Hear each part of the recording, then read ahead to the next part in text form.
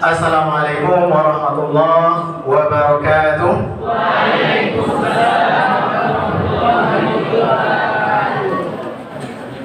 Alhamdulillah, alhamdulillahirabbil alamin. Assalatu wassalamu ala sayyidina Muhammadin wa ala alihi wa sahbihi ajmain. Allahumma shrah li sadri wa yassir li amri wahlul 'uqdatam min lisani yafqahu qawli. Allahumma inna nas'aluka 'ilman nafi'an wa 'amalan mutaqabbalan wa rizqan katsiran thayyiban mubarakan. Yang kami hormati Bapak-bapak guru dan ibu-ibu guru Madrasah Bukit Tinggi serta anak-anak semuanya yang hadir pada hari ini. Mudah-mudahan semuanya diberi keberkahan oleh Allah Subhanahu wa taala sehingga dapat menyempurnakan ibadah-ibadah di bulan Ramadan ini dengan baik dan sempurna. Baru saja Bapak tadi keluar dari ruang guru, turun ke bawah, belok kiri, bertemu dengan beberapa orang, mengeluarkan kebun binatang dari mulutnya. Ya. Baik. Kita perlu pahami puasa ini bukan hanya sekedar menahan haus dan lapar. Ya, betul. Sekedar menahan haus dan lapar, kewajiban kita selesai. Namun, kita tidak dapat keutamaan-keutamaan yang sangat banyak di bulan Ramadan ini. Nabi bersabda, "As-siyamu junnatun." Puasa adalah perisai, tameng. Orang kalau berperang supaya terlindungi dari panah, pedang, tombak, dia buat tameng. Maksud di sini puasa adalah perisai, yaitu melindungi diri kita dari api neraka.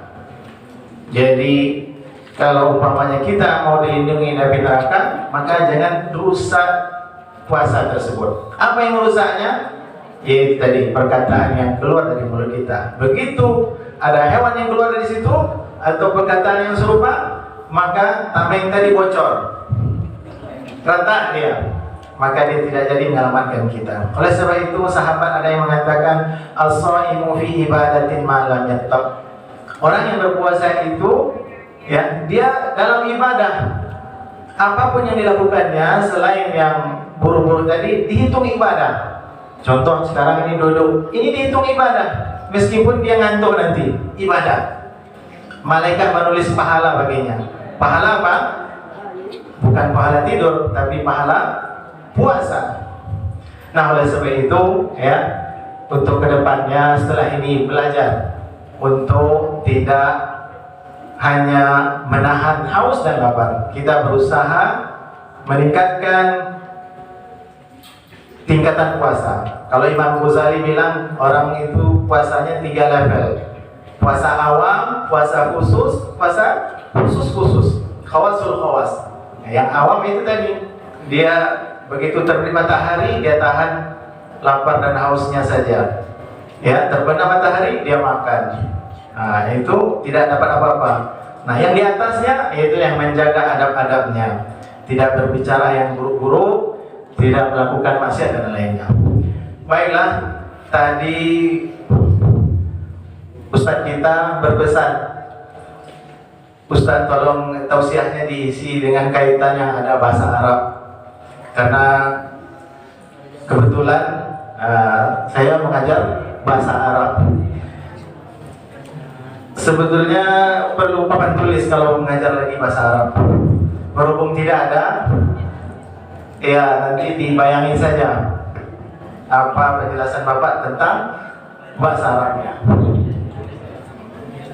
Atau kalau ada yang bawa Al-Quran, bisa membuka Al-Quran setelah ini. Baiklah, kita akan pelajari satu ayat dalam surat mungkin Al-Isra.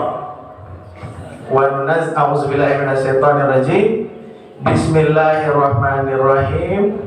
Wa nunazzilu minal Qur'ani ma huwa shifaa'un wa rahmatul lil mu'minin wa la yazidu zalimina illa khasara. Ini ayat 82 tentang Al-Qur'an. Semua sudah tahu Al-Qur'an? Alhamdulillah. Inna anzalnahu fi lailatul qadar. Kami menurunkannya pada malam Lailatul Qadar, yaitu dari suatu tempat yang sangat tinggi. Di mana kira-kira? Di Lauhil Mahfuz. Wa huwa Qur'anul Majid fi Lauhil Mahfuz, tempat yang sangat tinggi, di mana di situ dijaga oleh malaikat, sehingga Allah mengatakan la yamassuhu illa al-mutahharun. Diturunkanlah pada malam Lailatul Qadar satu kali, dari surah Al-Fatihah sampai surah An-Nas, satu kali. Kemana? Ke Nabi Muhammad? Ya, bukan. Ke Baitul Izzah namanya, pertengahan antara langit yang sangat tinggi tadi ke langit yang tinggi juga, namanya langit dunia, Baitul Izzah. Nah, di sanalah baru nanti diturunkan bertahap kepada Nabi Muhammad sallallahu alaihi wasallam. Dari tadi ayat inna anzalna, Allah menggunakan kalimat anzalna. Apa asal kalimatnya? Apa? Anzala? Nazala. Nazala. Apa artinya? Turun. Baik, tadi ayat yang Bapak bacakan juga menggunakan kalimat nazala. Wa nunazzilu minal Qur'ani ma huwa shifaa'un wa rahmatun. Di sini ada beda. Tadi anzala, yang di sini nazala. Di sini kita bisa ngambil kaidahnya.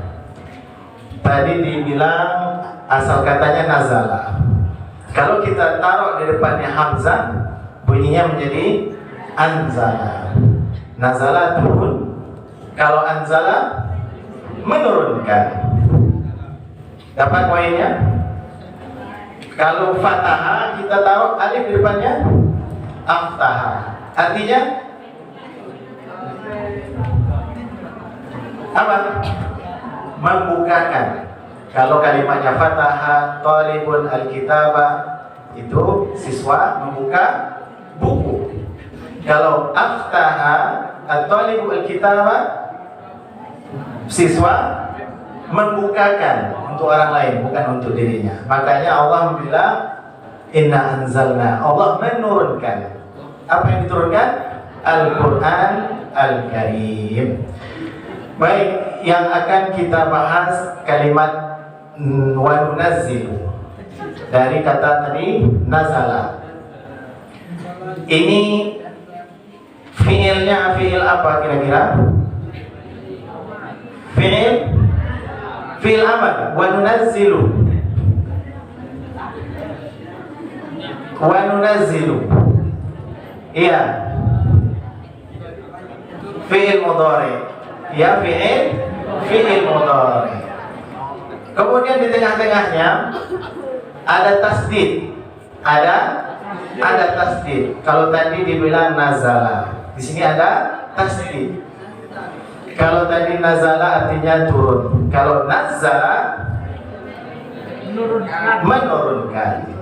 Nah, jadi itu rumusnya. Ada pakai alif, ada pakai tasdid. Dengan dua huruf itu perubahan makna bisa kita buat. Baik, berarti wa nunazzilu artinya adalah menurunkan. Wa nunazzilu minal Qur'an, dan kami menurunkan dari Al-Qur'an. Ini di sini adalah fi'il mudhari. Fi'il mudhari. Fi'il mudhari itu menunjukkan peristiwa yang sedang berlangsung, atau satu lagi selalu berlangsung. Nah, inilah gunanya kita belajar bahasa Arab, ya. Bisa membedakan fi'il madhi, fi'il mudhari. Kalau Allah mengungkapkan dengan fi'il mudhari, berarti Allah melakukannya terus menerus. Wa nunazzilu minal Qur'an, dan Allah akan terus menurunkan dari Al-Quran. Dan yang dilakukan Allah itu bukan satu kali. Kenapa bukan satu kali? Karena kalimatnya ada tasdid tengah-tengahnya. Wa nunazzilu, artinya Allah melakukan berkali-kali.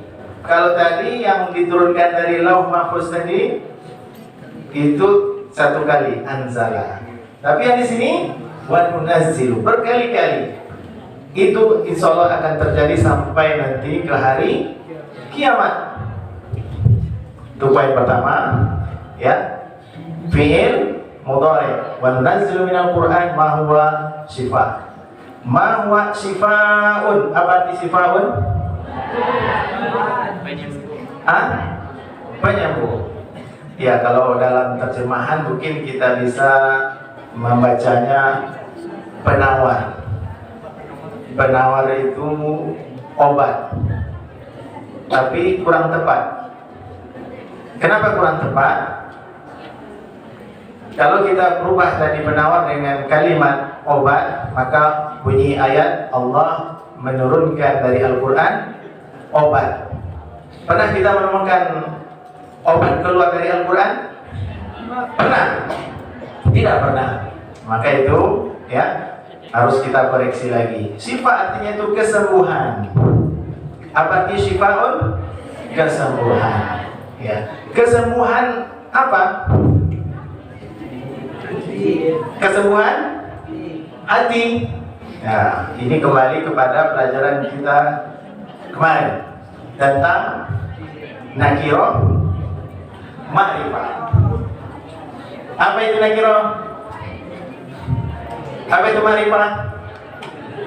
Ayo bisa jawab. Ya, sini. Nakirah apa? Ma'rifah apa?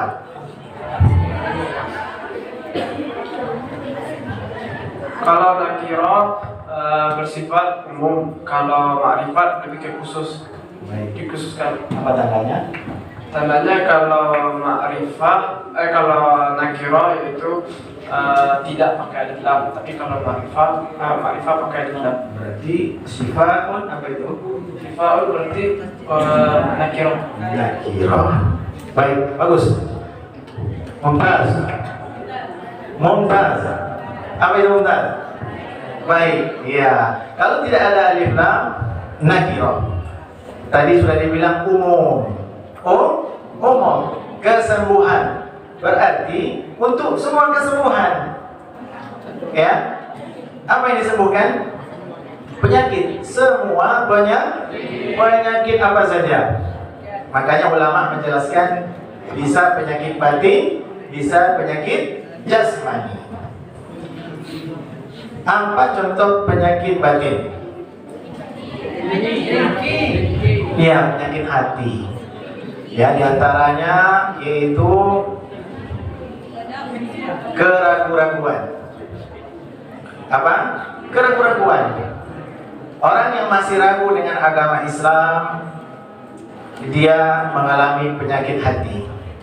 Dia masih kurang percaya dengan Allah, masih ragu dengan hari kiamat, masih ragu dengan surga. Betul nggak Allah ini ada? Masa dia ada tanpa ada yang menciptakannya? Dia berpikir terus, akhirnya ragu.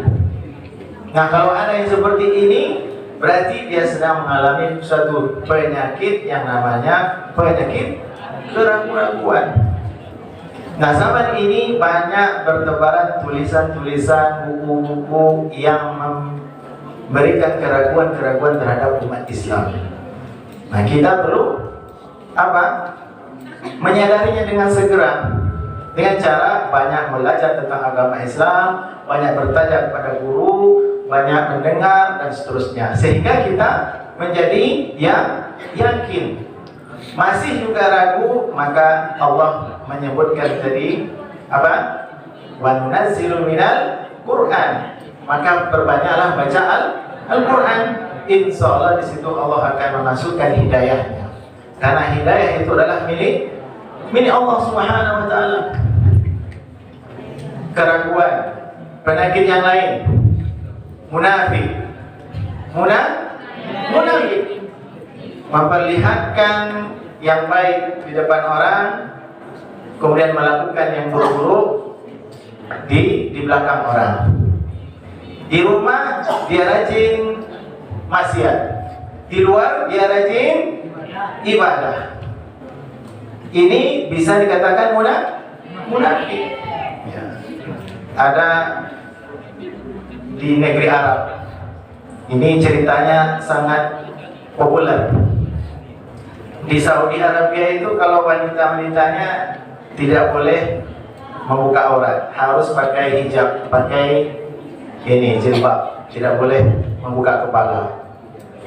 Tapi begitu mereka keluar negara naik pesawat, dalam pesawat itu rata-rata melepas jilbabnya, pakainya jadi seksi, di atas lutut, ketat. Nauzubillah min. Maka ada ulama yang berkomentar, ini bagian daripada munafik, seakan-akan agama diragukan bagi dirinya. Maka kita harapkan ya anak-anak kami semuanya jangan ada seperti ini. Di rumah dia lepaskan semuanya, atau pulang kampung lah contoh, dia lepaskan semuanya. Nah, tapi kalau sudah mau ke mandua, dia tutup semuanya. Ini berarti ada munafik, sakit hati. Ya, kita tidak boleh menyebut saudara kita munafik. Ya, ini berarti ada sakit hati. Nah, ini harus kita antisipasi. Maka Allah menurunkan obatnya. Ya, wa nunazzilu minal Qur'an ma huwa syifa juga. Atau sekarang ini ada lagi penyakitnya kemusyrikan, syirik. Ya, mendatangi dukun karena salah bersaing dengan temannya, mungkin dalam persoalan cinta atau apa. Ya, dukun bermain. Ini syirik, mendatangi dukun. Jangan. Ada yang di sini? Ada. Ya, jangan ada. Ya, syirik adalah dosa yang sangat besar sekali. Serendah-serendahnya syirik yaitu apa? Beribadah mengharapkan pujian orang. Ya, ketika kita hendak berwudu, dilihat-lihatkan kepada orang supaya dikira kita wudunya bagus. Ketika hendak sholat, diperlihatkan kepada orang supaya mendapat pujian. Ini termasuk syirik. Nah, kalau ada itu berarti hati kita sakit, perlu diobati. Ada lagi tadi keraguan, munafik, syirik, apa lagi? Bukan riya, penyimpangan. Penyimpangan. Dia suka sekali bermaksiat. Ya. Contohnya saja meninggalkan sholat itu adalah contoh maksiat. Banyak bapak perhatikan terlambat. Kenapa terlambat? Terlambat bangun. Bangun jam berapa? Jam 7. Sudah sholat? Belum. Keberani-beraninya datang ke sekolah belum sholat. Ya. Apapun kondisinya, terlambat bangun, lupa, harus langsung kita kerjakan. Kalau tidak, itu berarti maksiat. Maksiat. Ya, jadi dia sangat suka sekali untuk melakukan hal-hal yang sifatnya melanggar.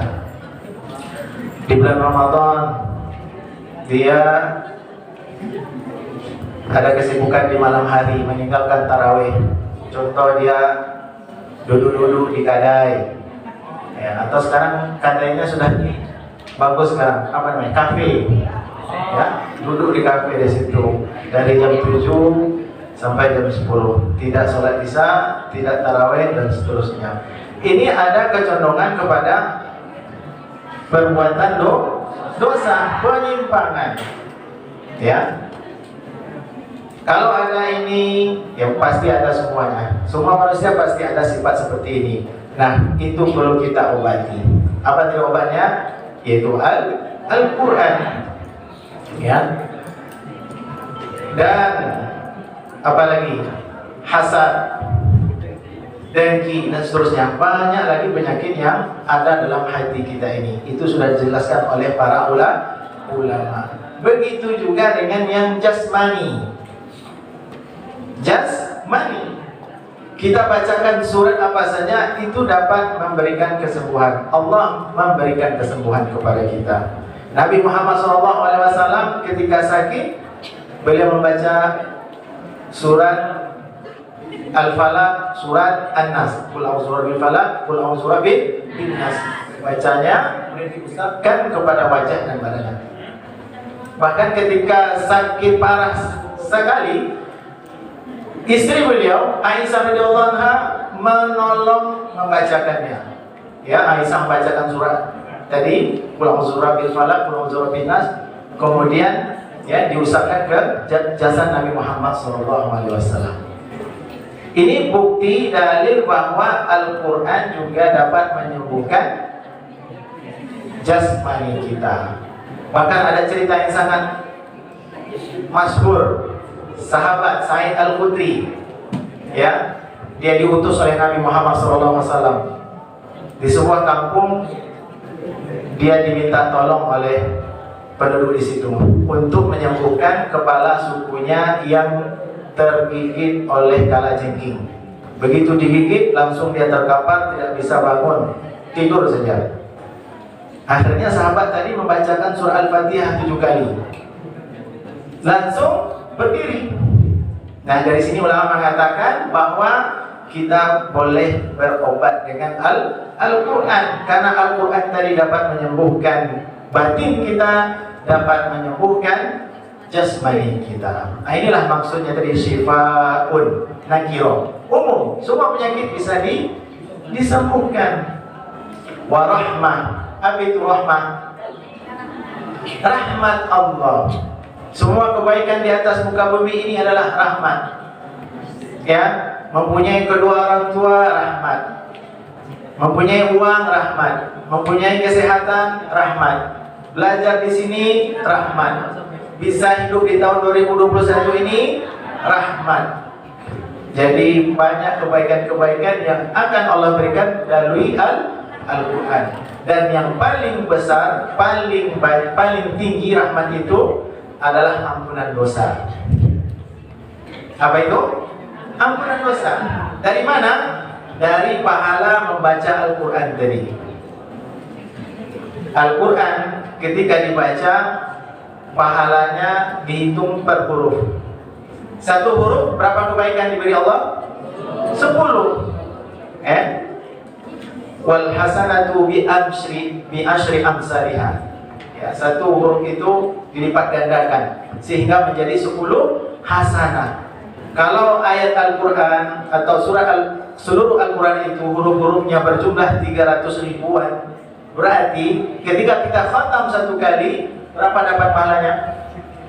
3 jutaan. 3 jutaan pahala. Adakah di antara kita yang punya dosa sebanyak 3 juta? Ada? Ada? Nah, kalau ada, baca Al-Quran 1 juz, 30 juz. Ya, insya Allah semua dosa-dosa yang 3 juta tadi terhapuskan oleh pahala membaca Al-Quran. Apalagi ada yang mengkhatamkan sudah sampai 5 kali, 4 kali, berarti kali saja 3 juta. Ya. Nah, begitulah maksudnya rahmah tadi. Karena nakiro. Nakiro sifatnya umum, apa saja kebaikan, termasuklah ampunan dosa. Baik. Ya, di sini bisa kita lihat manfaatnya memahami kaidah-kaidah bahasa Arab tadi. Tadi sudah ada fi'il mudhari. Ya, fi'il mudhari. Kemudian nakirah. Ya, contohnya sifat, kemudian rahmah. Kita lanjutkan ayatnya. Wa nunazzilu minal Qur'an ma huwa shifaa wa rahmah. Kami turunkan dari Al-Qur'an kesembuhan dan rahmat. Lil Lil ya, lil mu'minin. Disinilah jawabnya. Disinilah jawabannya. Ustaz, saya sudah baca Al-Quran tapi masih sakit di hati. Saya sudah baca Al-Quran berkali-kali. Sebulan ini ya, di bulan Ramadan ini saja sudah 3 kali 4 kali khatam. Tapi masih ada keraguan-raguan, masih ada sifat hasad, masih ada kedengkian. Jawabannya di sini. Lil mu'minin. Pertanyaannya, lil mu'minin nakirah atau ma'rifah? Ma'rifah. Apa tandanya? Alif. Alif lam. Al mu'minin. Sebelum kita lanjutkan, i'rabnya apa i'rabnya? I'rabnya apa? I'rabnya rafa.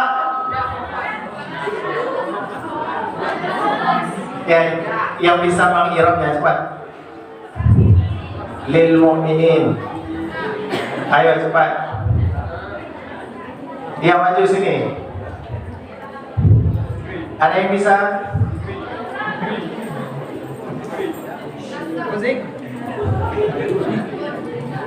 Sini cepat. Ada?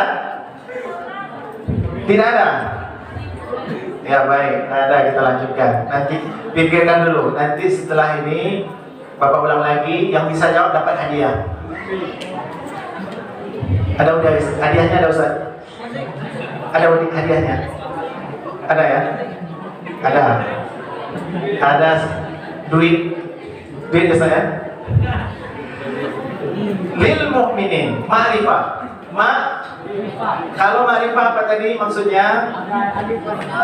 Khusus. Artinya khusus. Orang-orang beriman. Sudah khusus atau belum? Bagaimana maksud khususnya di sini? Orang-orang beriman. Semuanya ini orang beriman? Semua ini mukminun? Belum tentu. Belum tentu. Ya. Levelnya itu 3. Muslim. Kalau lulus dari muslim, naik mukmin. Lulus dari mukmin, naik ihsan. Apa? Ihsan. Maka dalam akidah, ini kajian Ustaz Safizal. Bukan semua mukmin, bukan semua muslim mukmin. Dan semua mukmin muslim. Dalilnya qalatil a'rab amanna. Orang Badui bilang sama Nabi Muhammad, wahai Nabi, saya orang beriman, kami sudah beriman. Kemudian turun wahyu, qul lam tu'minu. Wahai Nabi Muhammad, sampaikan kepada orang tadi, kamu belum beriman. Walakin qulu aslamna, tapi katakan kami baru menjadi orang Islam. Disinilah bedanya antara mukmin dan Islam. Yang dimaksud lil mukminin ini hanyalah orang-orang yang mempunyai keimanan yang betul, benar, sesuai yang disampaikan oleh Nabi Muhammad SAW. Bagaimana iman kita betul? Ya belajar, sehingga kita paham siapa itu Allah, apa itu malaikat, apa itu surga, apa itu neraka. Sekarang Bapak mau tes sajalah. Ya, dia sudah jadi mukmin atau belum? Dia sudah tahu Allah atau belum? Siapa sini kira-kira? Yang ngantuk-ngantuk itu Bapak tes. Nah, sini kamu. Ya. Orang beriman yang dimaksud tadi di ayat adalah orang yang mempunyai keyakinan yang betul sesuai yang disampaikan oleh Nabi Muhammad SAW tentang Allah, tentang malaikat, tentang surga, tentang neraka, dan yang lainnya. Kamu beriman dengan Allah? Ya. Ya. Berapakah jumlah Allah? Satu.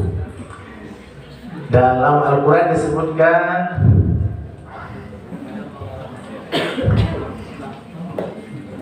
baik Bapak Tugar, nanti dia tidak bisa jawab. Allah ada di mana? Aras. Aras itu di mana?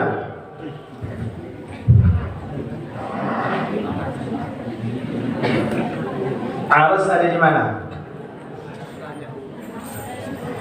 Baik, kenapa kamu bilang Allah ada di Aras?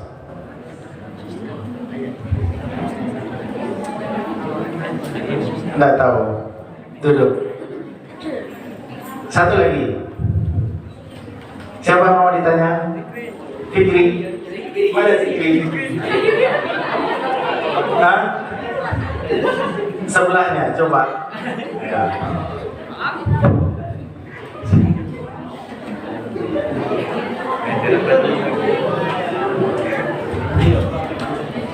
Allah ada di atas arsy atau Allah ada di mana-mana? Di sebuah surat Allah tuh duduk di atas arsy, Pak. Kalau menurut satu surat, nah itu yang Pak pahami, Pak.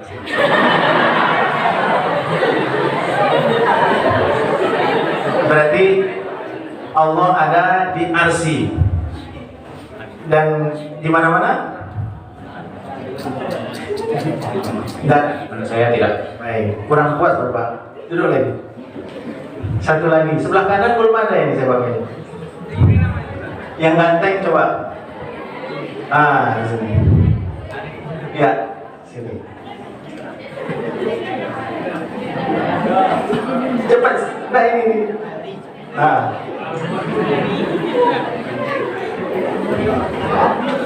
Ini waktunya masih ada. Allah ada di mana-mana atau ada di mana?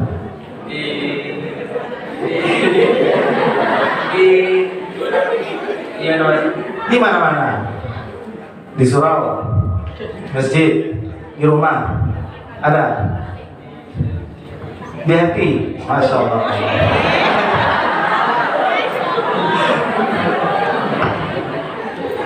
Dalam sini ada. Baik, terima kasih. Astagfirullahaladzim. Ya. Istighfarnya Astagfirullahaladzim. Astagfirullahaladzim. Astagfirullahaladzim. Kita tidak boleh menyebut Allah ada di arsy. Kita tidak boleh menyebut Allah ada di mana-mana. Arsy makhluk. Betul? Makhluk atau bukan? Makhluk. Di mana-mana. Makhluk atau bukan? Makhluk atau bukan? Apakah Allah memerlukan makhluk? Apakah Allah kalau ada arsy muat arsy itu buat Allah? Muat? Muat. Berarti Allah tidak akbar. Ada yang lebih besar daripada Allah. Ya. Jadi jawabannya laisa kamitslihi syai'un wa huwas samiul basir. Ketika ditanya Allah ada di mana? Allah tidak bisa disifatkan dengan di atas, di bawah, di atas, mana di tengah, di arsy, tidak bisa. Semua itu makhluk. Kita wajib meyakini Allah itu ada. Tafakkaru fi khalqi wa la tafakkaru fi khaliqi. Jangan engkau pikirkan, berpikirlah tentang ciptaanku, jangan engkau pikirkan tentang aku. Aku ada di mana? Aku sedang apa? Tidak boleh. Ya, memang seperti ini banyak kita temukan di internet, di YouTube, di Facebook. Ya, ini akibat belajar dari Google.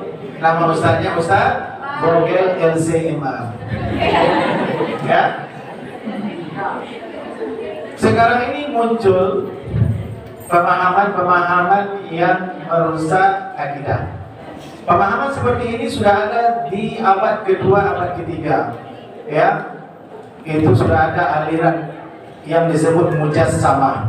Mereka mensifatkan Allah dengan makhluk. Ketika Allah mengatakan duduk di atas ars, mereka katakan duduk sepertinya duduk manusia, kakinya dilipatkan, ya, digambarkan seperti manusia. Ketika Allah menyebutkan yadullah fawqa aydihim dalam Al-Quran, yaitu tangan Allah di atas tangan mereka, mereka membayangkan tangan itu seperti tangan manusia, 2 buah 10 jari, ada sikunya dan seterusnya. Ketika Allah mengatakan Allah turun pada setiap malam, mereka memahaminya Allah itu turun seperti turunnya pesawat. Na'udzubillah min dzalik. Ada yang berkeyakinan seperti itu, maka kata Imam At-Tawahawi, fayatazabzabu bainal kufri wal iman. Dia berada pada antara iman dan kufur. Tidak jelas apakah dia orang beriman atau orang kafir. Makanya kita dibilangnya faman rama mahuzir anhu ilmu. Siapa yang mencoba mencari-cari pengetahuan tentang yang dilarang untuk dipelajari, hajabahu maramuhu, maka ia tidak akan sampai kepada situ karena terhalangi oleh keterbatasannya. Allah itu menggunakan kalimat-kalimat itu untuk memudahkan kita memahami Allah. Kenapa? Manusia tidak bisa memahami kecuali sesuatu yang bisa dirasakannya atau dilihatkannya. Kalau Allah bilang kursi, manusia paham. Kenapa? Karena manusia pernah melihat kursi. Ketika Allah menyebutkan tangan, manusia paham. Kenapa? Karena hanya tanganlah yang bisa dipahami oleh manusia. Coba kalau saya bilang aja, buzo, saya beli buzo 3 buah, murah. Ada yang paham? Kenapa tidak? Bukan kata artinya, belum pernah melihat. Nah, itu kalau bahasa Arabnya, bahasa Indonesianya artinya es krim. Es krim. Ya, karena sudah tahu, makanya dia paham. Karena sudah melihat, makanya dia paham. Oleh sebab itulah Nabi mengatakan surga, neraka, surga mala ainun ra'at wala uzunun sami'at wala ma khatara fi balihi. Surga itu belum pernah dilihat oleh mata, belum terdengar oleh telinga, belum terpikirkan oleh manusia. Namun kenapa Allah menyebutkan jannatin tajri min tahtil anhar, taman-taman di bawahnya mengalir sungai-sungai? Karena manusia hanya pahamnya dengan taman-taman. Kalau Allah sebutkan benda yang ada di surga itu, nggak tertarik, karena nggak paham. Nah, begitu juga dengan zat Allah, ya. Maka keyakinan ini kita harus perbaiki terus. Dengan cara apa? Belajar. Belajarnya bagaimana? Ya dari ustaz, dari pengajian, ya belajar di sekolah. Inilah budaya kita, belajar iman, supaya kita ini diberikan ilmu yang betul-betul bersambung sanadnya sampai kepada Rasulullah Sallallahu Alaihi Wasallam. Seperti Ustaz kita, Ustaz Safrizal, ini dulu dia di pesantren Candong saya. Candong itu didirikan oleh ulama besar di Minangkabau. Sanadnya mutasil sampai nanti ke Nabi Muhammad Sallallahu Alaihi Wasallam. Dia belajar dari Syekh, belajar dari Syekh lagi, Syekh sampai nanti ke sahabat, sampai ke Nabi Muhammad Sallallahu Alaihi Wasallam. Nah, inilah apa yang ada di zaman sekarang ini. Jadi kita harus betul-betul belajar pada tempat yang betul. Kemarin ini ada Bapak lihat video. Ustadz ini dia sudah sering Bapak ikuti, sudah bertahun-tahun. Bapak tertarik dengan ceramahnya. Dia selalu membantah orang-orang yang mensifatkan Tuhan dengan makhluk ini. Ya, Allah duduk di atas, tangan Allah seperti ini, seperti itu. Ya, namanya Dr. Ar-Razi Hazim. Dr. Ar-Razi Hazim. Baru kemarin cerita-cerita dengan Pak Abbas, Pak Haji Abbas, itu adalah alumni MAN. Masya Allah, ternyata alumni MAN ada yang berjuang membela akidah Ahlussunnah wal Jamaah. Artinya apa? Artinya MAN bisa mencapai kepada seorang yang ahli dalam bidang akidah.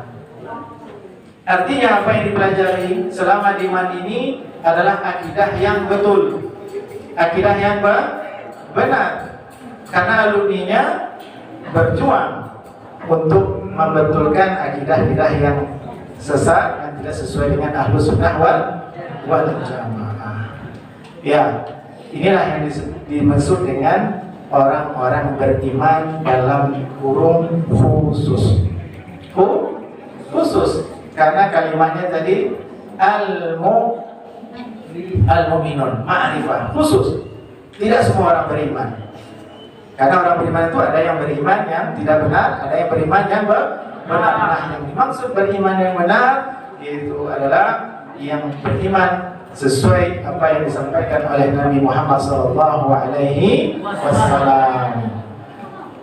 Rahmatan, syifaan, wa rahmatan lil mu'minin. Sebelum Bapak akhiri sebagai janji tadi, lil mu'minin, apa itu i'rabnya? Ya, coba sini.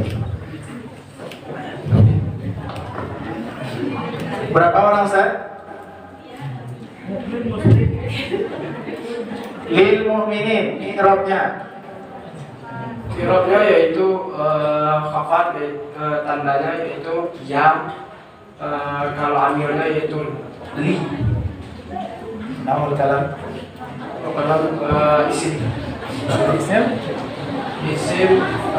jamak muzakkar. Jamak muzakkar. Sudah? Rofanya bagaimana?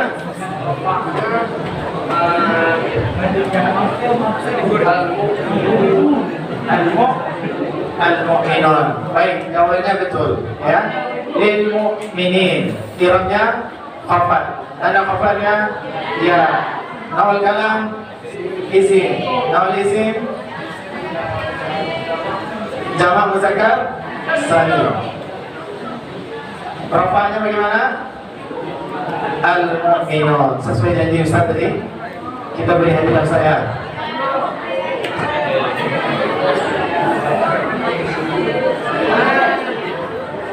Baik, itu sebagai penyemangat. Jadi intinya, ya, pertama memahami Al-Quran, memahami hadis itu tidak cukup dengan terjemahan saja. Tidak cukup dengan terjemahan saja. Kita perlu menguasai ilmu bahasa apa? Ilmu bahasa Arab. Karena dengan ilmu bahasa Arab tadi bisa kita uraikan mana-mana yang tersirat dalam hadis ataupun Al-Quran Al-Karim. Mungkin ini saja dari saya, kurang lebihnya. Assalamualaikum warahmatullahi wabarakatuh.